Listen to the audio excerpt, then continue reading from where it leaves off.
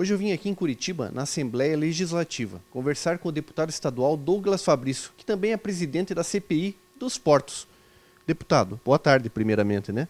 Como estão os trabalhos da CPI? A CPI ainda está começando, apesar de ter um mês já de trabalho. Essa primeira parte, ela é uma parte assim muito de investigação de informações, de busca de informações com relação a documentos, para poder entender bem as denúncias que surgiram, né, as possíveis irregularidades que possam estar acontecendo ou que aconteceram.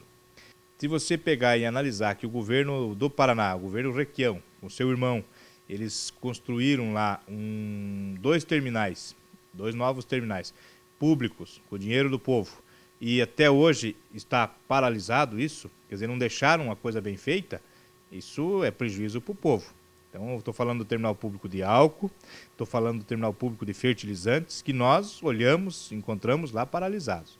Isso já é uma situação muito ruim.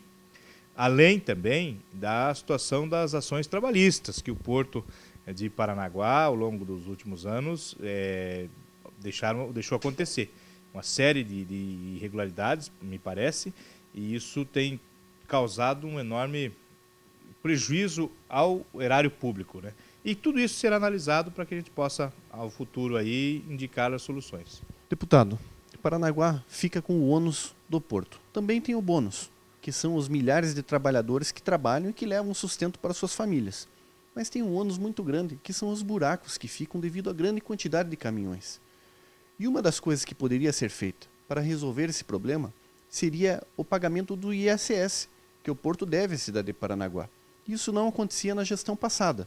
Era um erro da gestão passada e que o governador Pessutti, no seu pouco tempo de mandato, acertou, mas o governador Beto Richa está evitando e não fez o acerto lá com a prefeitura municipal. O que poderia ser feito?